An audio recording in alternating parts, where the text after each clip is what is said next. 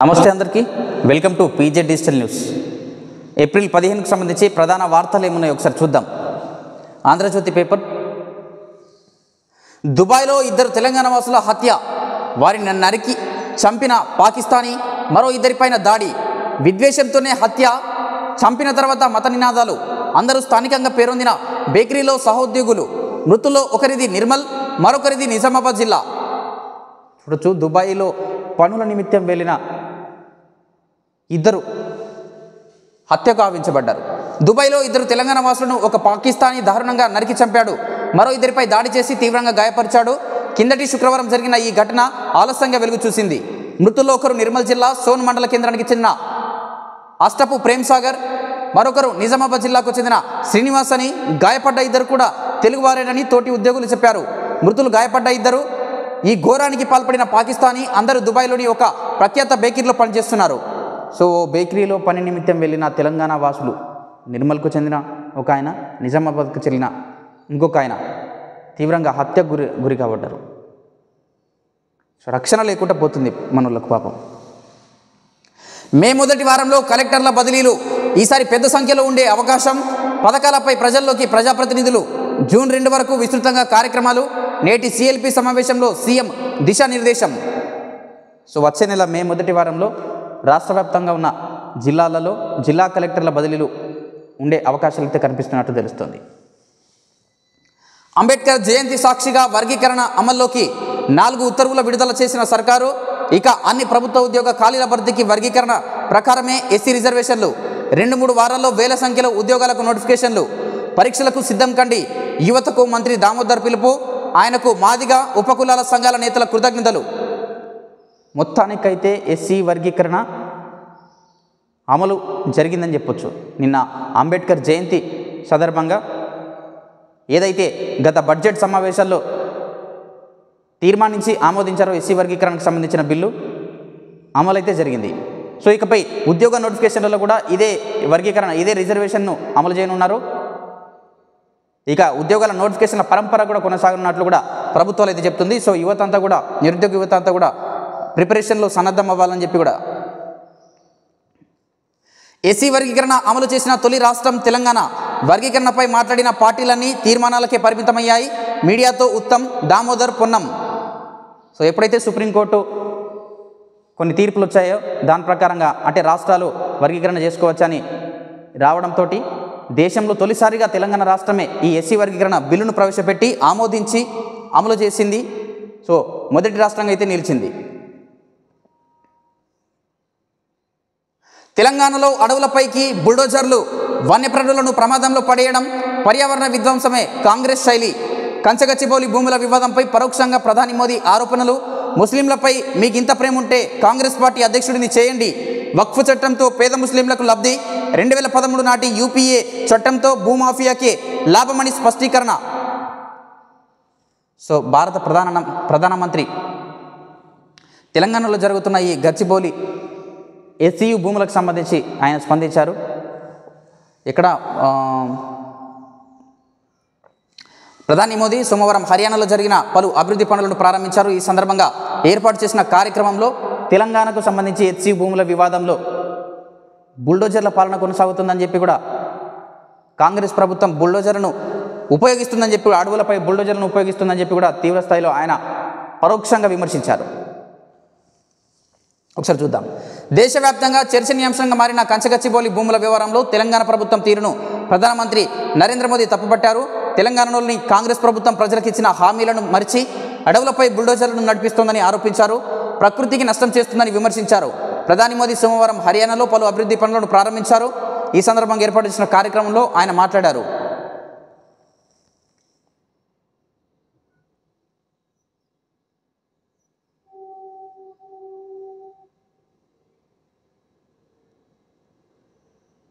పొద్దంతా ఎండ, సాయంత్రం వాన. జగిత్యాల జిల్లా గోదూరులో 43.4 డిగ్రీలు. పలు జిల్లాల్లో వర్షాలతో దెబ్బతిన్న పంట. రాష్ట్రంలో నేడు రేపు పలు చోట్ల వర్షాలు. ఎండల తీవ్రతపై అధికారుల హెచ్చరికలు. గత కొన్ని రోజులుగా చూస్తున్నాం, వాతావరణంలో భిన్న మార్పులు ఏర్పడుతున్నాయి. పొద్దంతా ఎండగొట్టుతుంది, రాత్రి అయ్యే సమయానికి కొన్ని చోట్ల వర్షాలు పడుతున్నాయి. ఇప్పటికే ఈ అకాల వర్షాలతోటి రైతులంతా చిన్నాభిన్నమవుతున్నారు. సో మరో నేడు రేపు కూడా వర్షాలు పడే అవకాశాలు ఉన్నట్టు వాతావరణ శాఖ ఇప్పటికే సూచించిన విషయం. సో రైతులంతా కూడా జాగ్రత్తగా ఉండాలి కాస్త.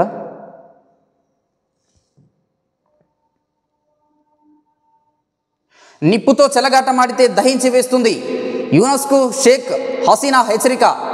మీరు నిప్పుతో చెలగాటమాడితే ఆ నిప్పే మిమ్మల్ని దహించి వేస్తుందని బంగ్లాదేశ్ మాజీ ప్రధాని షేక్ హసీనా ప్రస్తుత బంగ్లాదేశ్ ప్రభుత్వ సలహాదారు యూనస్ను హెచ్చరించారు.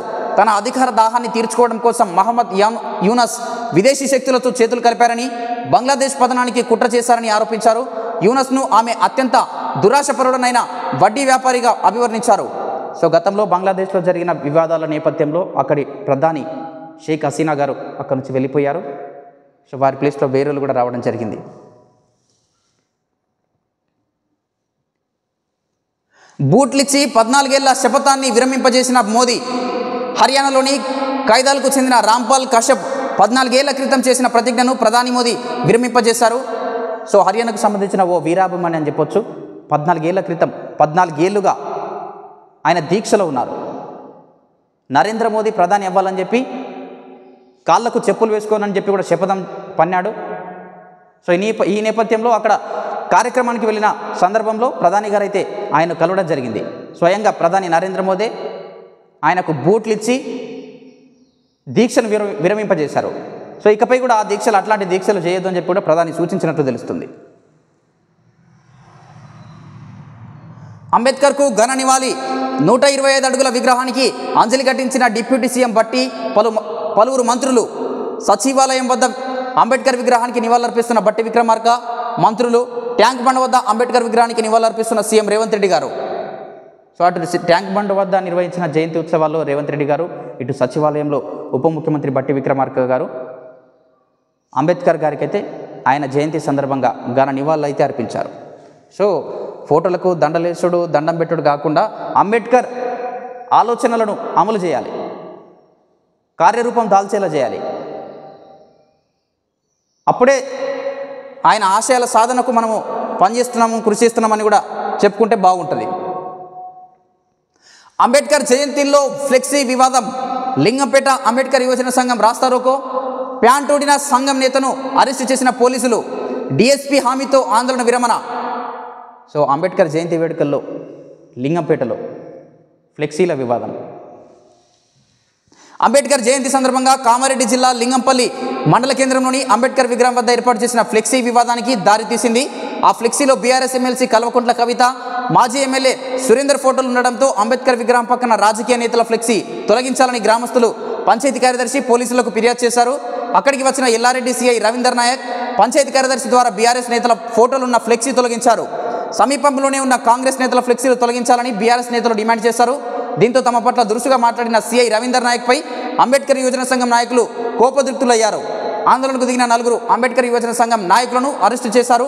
ప్యాంటు ఊడిపోయిన అంబేద్కర్ యువజన సంఘం గౌరవాధ్యక్షుడు మాజీ ఎంపీపీ ముదం సాయిలను జిల్లాలోని వివిధ గ్రామాల దళిత సంఘాల నేతలు లింగంపేట ప్రధాన రహదారిపై ఆందోళన చేశారు. సో వారిని అయితే అరెస్టు చేశారు. అటు బీఆర్ఎస్కు సంబంధించిన కొంతమంది ఫోటోలు ఫ్లెక్సీలు ఏర్పడడం, అంబేద్కర్ పక్కన ఉండడంతో ఆ గ్రామస్తులంతా దాన్ని వ్యతిరేకించారు, తొలగింపజేశారు. సో అదే క్రమంలో కాంగ్రెస్ వాళ్ళు ఉంటే పక్కనే కాంగ్రెస్ కూడా ఉన్నాయి కదా మరి తొలగించాలని చెప్పి చెప్పడంతో ఈ వివాదం అయితే రాజుకుంది. సో దీంతో పోలీసులు కలజేసుకొని కొంతమందిని అయితే అరెస్ట్ చేశారు. సో ఇది ఆంధ్రజ్యోతి పేపర్కు సంబంధించి. సో మిగతా పేపర్లు చూసే ప్రయత్నం చేద్దాం. వెలుగు పేపర్ చూద్దాం. భూమి లెక్క ఇక పక్కా. ప్రతి మనిషికి ఆధార్ లాగా ప్రతి ఒక్కరికి భూమికి భూదార్. వ్యవసాయ భూములను సర్వే చేసి హద్దులు తెలుస్తాం.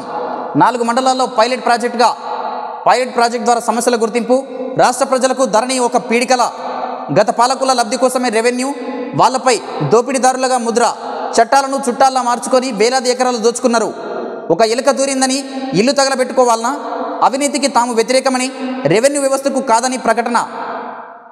సో ధరణి పోర్టల్ స్థానంలో భూభారతి పోర్టల్ని అయితే నిన్న లాంఛనంగా ప్రారంభించారు. కొన్ని ప్రాంతాల్లో పైలట్ ప్రాజెక్టుగా దీన్ని ప్రారంభించారు. దాని తర్వాత రిఫరెండం నిర్వహించి ప్రజాభిప్రాయ సేకరణ చేసి ఫలితాలు మంచిగా ఉంటే జూన్ 2వ తేదీ కల్లా ఈ పోర్టల్ను రాష్ట్ర వ్యాప్తంగా అమలు చేయనున్నట్లు కూడా ప్రభుత్వ పెద్దలు చెప్తున్నారు. నిన్న సోమవారం హైదరాబాద్ శిల్పాకళ వేదికలో భూభారతి పోర్టల్ను ఆవిష్కరిస్తున్న CM Revanth Reddy, deputy CM Bhatti, మంత్రి పొంగులేటి తదితరులు. సో ఇకపై ప్రతి మనిషికి ఆధార్లాగా ఒకటి భూమికి భూ ఆధార్ అని చెప్పి కూడా కేటాయించనున్నారు. ఇక భూముల లెక్క అయితే తేలుస్తామని చెప్పి కూడా ప్రభుత్వాలు అయితే చెప్తున్నాయి. అవి ప్రభుత్వ భూములే. కంచగచ్చిబౌలి భూములపై సుప్రీంకోర్టులో రాష్ట్ర ప్రభుత్వం అఫిడవిట్. సుమారు 20 ఏళ్లుగా ఖాళీగా ఉండడంతో అడవిగా మారింది. ఏళ్ల తరబడి ఆ భూమి రెవెన్యూ పరిధిలోనే ఉంది. అది ఫారెస్ట్ ల్యాండ్ అని అటవీ శాఖ రికార్డులో లేదు. అఫిడవిట్ తయారీని నేరుగా పర్యవేక్షించిన సిఎస్ శాంతికుమారి 2 రోజులు ఢిల్లీలో సుప్రీంకోర్టు న్యాయ నిపుణులతో సమాలోచనలు. సో గత 2 రోజులుగా రాష్ట్ర పెద్దలు, అటు రాష్ట్ర ప్రభుత్వ ప్రధాన కార్యదర్శి శాంతికుమార్తో పాటు మిగతా వాళ్ళు కూడా ఢిల్లీలో ఉన్నారు. సో ఇవంతా కూడా ప్రభుత్వ భూములే అని చెప్పి కూడా సర్కారు కూడా దీనికి సంబంధించిన పూర్తి వివరణ తీసుకొని సిద్ధమయ్యింది సుప్రీంకోర్టు వివరించేందుకు. చూడాలి మరి ఏం జరుగుతుందో. ఇక కొలువుల జాతర ఈ నెలాఖరులోగా 18,000 పోస్టులకు నోటిఫికేషన్. గత 7 నెలలుగా నిలిచిపోయిన ప్రక్రియ. ఎస్సీ వర్గీకరణ చట్టం కోసం ఆపేసిన రాష్ట్ర ప్రభుత్వం ఇప్పుడు క్లియర్ కావడంతో జాబ్ క్యాలెండర్ రీషెడ్యూల్ చేయాలని నిర్ణయం. వివిధ ప్రభుత్వ శాఖల్లో వేలల్లో భర్తీ కానున్న పోస్టులు అని చెప్పి ఒక ఆర్టికలు. సో ఇప్పటికే ఎస్సీ వర్గీకరణ ఆమోదం పొందింది, కార్యరూపం దాల్చింది నిన్నటి నుంచే. ఇకపై ఉద్యోగ నోటిఫికేషన్లు కూడా విడుదల కానున్నాయి. మరి బీసీ రిజర్వేషన్లకు సంబంధించి ఇంకా పరిస్థితులు అయితే కొలిక్కి రాలేదు. ఇంకా కేంద్రంతో కొట్లాట జరుగుతూనే ఉంది. సో మరి బీసీలకు సంబంధించి ఏం జరుగుతుందో చూడాలి. ఇకపై అయితే నోటిఫికేషన్లు అయితే రానున్నాయి. నిరుద్యోగ అభ్యర్థులు కూడా ఇప్పటికే ప్రిపరేషన్ కొనసాగిస్తున్న వారు ఇంకా కఠినతరం చేయాలి. ఇప్పటి వరకు ప్రారంభించని వారు కూడా ఇప్పటికీ మించిపోయింది ఏం లేదు. ఖచ్చితంగా కూర్చుంటే ఎలాగో ఇప్పుడు నోటిఫికేషన్ ఇస్తారు. ఎగ్జామ్స్ టైం బట్టి అవకాశాలు కూడా ఉంటాయి. ఎందుకంటే స్థానిక సంస్థల ఎన్నికలు ఇవన్నిట్ల నేపథ్యంలో ఒకవేళ మన గెస్ కరెక్ట్ అయితే ఇప్పుడు నోటిఫికేషన్ ఇచ్చి ఎగ్జామ్స్ అన్నీ కూడా జూలై, ఆగస్టు ఆ సమయంలో పెట్టే అవకాశాలు కూడా ఉండొచ్చు. కాబట్టి మంచి సమయం దొరుకుతుంది. ఉద్యోగస్తులు, నిరుద్యోగులంతా కూడా పగడ్బందీగా ప్రణాళిక ప్రకారం అయితే ప్రిపరేషన్ను కొనసాగించాలని కోరుతున్నాం. కారు డోర్లు లాక్, ఊపిరాడక 2 చిన్నారులు మృతి. ఆడుకుంటూ కారెక్కిన పిల్లలు, గమనించని కుటుంబ సభ్యులు. రంగారెడ్డి జిల్లా దామరిగిద్దలో విషాదం. Tanmayasri, Abhinayasri file photos. ఎంత విషాద ఘటన ఇది. కుటుంబ సభ్యులు పిల్లల్ని గమనిస్తూనే ఉండాలి ప్రతి క్షణం. సో వాళ్ళు తప్పించుకోవచ్చు, ఎందుకంటే పిల్లలు కాబట్టి అల్లరి చేష్టలు ఉంటాయి. ఆడుకుంటూ వెళ్ళి కారులో ఇరుక్కోవడము, డోర్లు లాక్ కావడంతో పసి పిల్లలు చనిపోయారు. ఇంత విషాదమైన ఘటన పాపం.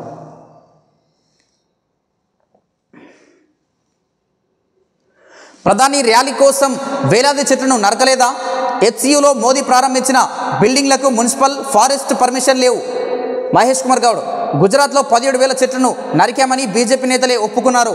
మోదీ సర్కార్ 5 ఏళ్లలో 1.09 లక్షల చెట్లను కొట్టినట్లు పార్లమెంట్లోనే అధికారికంగా తెలిపారు. హెచ్సియు భూములపై వాస్తవాలు తెలుసుకోవాలని మోదీకి సూచన. హెచ్సియు భూములపై ప్రధాని నరేంద్ర మోదీ చేసిన వ్యాఖ్యలకు గాను టీపీసీసీ చీఫ్ మహేష్ కుమార్ గౌడ్ గారు స్పందించారనే చెప్పొచ్చు. బీజేపీ ప్రభుత్వం చెట్లు నరకలేదా, ఉత్తరప్రదేశ్లో చెట్లు నరకలేదా అని చెప్పి కూడా, గుజరాత్లో చెట్లు నరకలేదా అని చెప్పి కూడా మహేష్ కుమార్ గౌడ్ గారు ప్రశ్నిస్తున్న నేపథ్యం. అసలు చెట్లు ఎందుకు నరకాలి? మీరైనా వాళ్ళైనా ఎందుకు నరకాలి అసలు?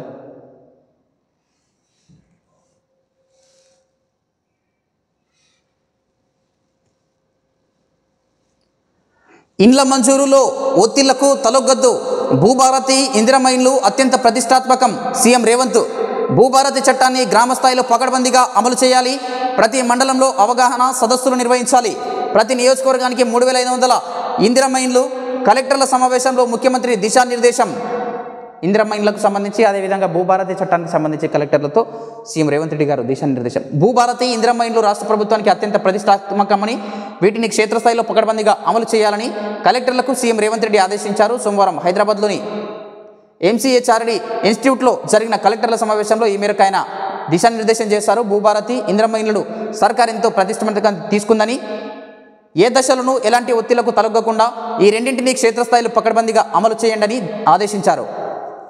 చూడాలి మరి ఇందిరమ్మ ఇళ్లకు సంబంధించి పకడ్బందీగా అమలు చేయాలని చెప్పి అటు భూభారతి పైలట్ ప్రాజెక్టు కొన్ని ప్రాంతాల్లో పైలట్ ప్రాజెక్టుగా ప్రారంభించారు. అక్కడ కూడా పకడ్బందీగా భూభారతి చట్టాన్ని అయితే అమలు చేయాలని సీఎం రేవంత్ రెడ్డి గారు అయితే అధికారులను ఆదేశించారు. ఇంకేమున్నాయి ప్రధాన వార్తలు?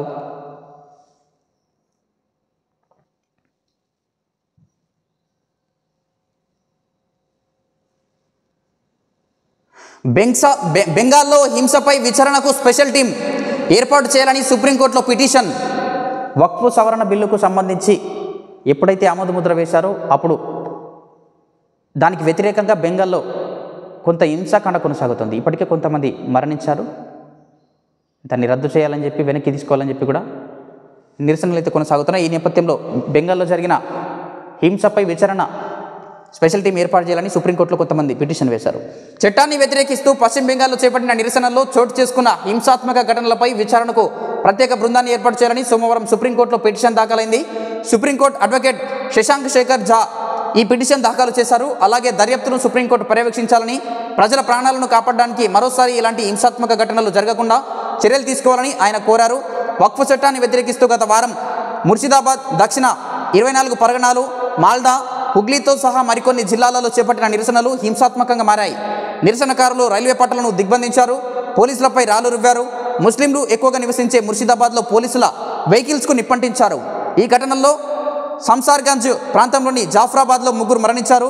అందులో 2 తండ్రి కొడుకులు ఉన్నారు. అయితే వారి డెడ్ బాడీల కత్తిపోట్లు ఉన్నాయని పోలీసులు తెలిపారు. మరో వ్యక్తి బుల్లెట్ గాయంతో చనిపోయాడు. ఈ ఘటనల అనంతరం పోలీసులు దాదాపు 200 మందిని అరెస్ట్ చేశారు.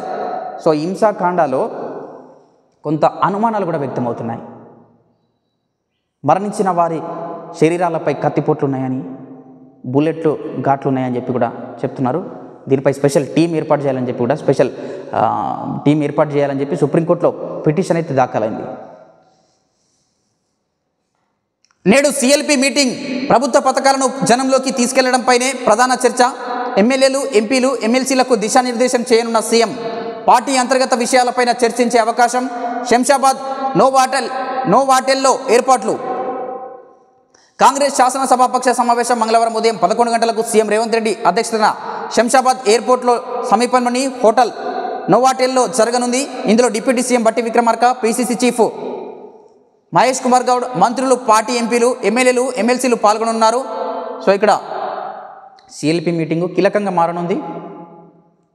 ప్రభుత్వ పథకాలని ప్రజల్లోకి తీసుకెళ్లాలని చెప్పి కూడా సీఎం రేవంత్ రెడ్డి గారు దిశానిర్దేశం చేయనున్నారు. అదేవిధంగా ఈ రీసెంట్గా కొత్త భూభారతి పోర్టల్ను తీసుకొచ్చారు. సో వాటిపై కూడా చర్చించే అవకాశాలు ఉన్నాయి. క్షేత్రస్థాయిలో వాటిని సక్రమంగా అమలు చేయాలని చెప్పి కూడా చర్చించే అవకాశాలు కనిపిస్తున్నాయి. సో ఇంకా ఈ మంత్రివర్గ విస్తరణకు సంబంధించి కొంత ప్రతిష్టంభన ఏర్పడుతుందని చెప్పొచ్చు. కొంత ఆశావాహులు పెరుగుతున్నారు. వారిలో కొంతమందిని అడ్డుకుంటున్నారని చెప్పి కూడా నిన్న మనం చూసాము. కోమటిరెడ్డి ఇంకో పేపర్ సత్యమేవ జయతే చూద్దాం ఒకసారి. బానుడి బగబగలు. పెరుగుతున్న ఉష్ణోగ్రతలు, ముదురుతున్న ఎండలు, జాగ్రత్తలతోనే ఉపశమనం. హై లెవెల్కి చేరిన టెంపరేచర్లు. 10 ఏళ్ల నాటి చరిత్ర పునరావృతం. తెలంగాణలోని జిల్లాల్లో మంటలు. ఏపీలోని పల్నాడులోనూ అత్యధికం. బయటకు వెళ్ళొద్దని ఐఎండీ హెచ్చరిక. సో ఎండల తీవ్రతనైతే ఘోరంగా పెరుగుతుంది రోజు రోజుకు. ఓవైపు వర్షాలు, ఓవైపు ఎండలు. ఐఎండీఏ కూడా ప్రజలకు హెచ్చరికలు జారీ చేస్తుంది. ప్రజలంతా అప్రమత్తంగా ఉండాలి. ఎండల తీవ్రత నేపథ్యంలో ఏవైనా పనులున్నా మార్నింగ్ సమయంలోనే జరుపుకోవాలి. మధ్యాహ్నం పగటిపూట ఉష్ణోగ్రతలు అత్యధికంగా ఉంటాయి కాబట్టి పగటిపూట ఎవరు కూడా బయటికి వెళ్ళొద్దని కూడా నిపుణులు కూడా సూచిస్తున్నారు. సో గత 10 ఏళ్ల చరిత్ర మళ్ళీ పునరావృతం అవుతుంది. దాదాపు 46 డిగ్రీలకు ఉష్ణోగ్రతలు అయితే చేరుకుంటున్నాయి. భూమికి భూ ఆధార్. సో నిన్న మనము చూసాము. ధరణి పోర్టల్ స్థానంలో ఈ భూభారతి పోర్టల్ని అయితే ప్రవేశపెట్టారు రాష్ట్ర ప్రభుత్వము. ప్రతిష్టాత్మకంగా భారత్ సమ్మిట్. అత్యంత ప్రతిష్టాత్మకంగా భారత్ సమ్మిట్ నిర్వహణ బాధ్యతలు తీసుకున్న రాష్ట్ర ప్రభుత్వం హైదరాబాద్ వేదికగా నిర్వహించేందుకు విస్తృత ఏర్పాట్లు చేస్తుందని డిప్యూటీ సీఎం బట్టి విక్రమార్క తెలిపారు. రాష్ట్ర పరిశ్రమలు, ఐటీ శాఖ మంత్రి శ్రీధర్ బాబు, టీపీసీసీ అధ్యక్షుడు మహేష్ కుమార్ గౌడ్ తదితరులతో మిగతా 2 పేజీలు ఒకసారి చూద్దాం. తదితరులతో కలిసి డిప్యూటీ సీఎం బట్టి విక్రమార్క సోమవారం MCRHD-RDలో భారత్ సమ్మిట్ 2025 మీడియా సమావేశం నిర్వహించారు. హైదరాబాద్ వేదికగా ఏప్రిల్ 25, 26న భారత్ సమ్మిట్ 2025 జరుగుతుందని తెలిపారు. వివిధ దేశాల నుండి 500 మంది అంతర్జాతీయ ప్రతినిధులు హాజరవుతారని తెలిపారు. సో ప్రతిష్టాత్మకంగా భారత్ సమ్మిట్ 2025 సంబంధించి హైదరాబాద్ వేదికగా జరగనుంది. దాదాపు అన్ని దేశాల ప్రపంచ దేశాల ప్రతినిధులు కూడా పాల్గొంటారు. సో జాతీయ మీడియా కూడా ఫోకస్ చేస్తుంది. తెలంగాణ అయితే కొంతమేరకు జాతీయ మీడియాలో కూడా నానే అవకాశాలు కూడా కనిపిస్తున్నాయి.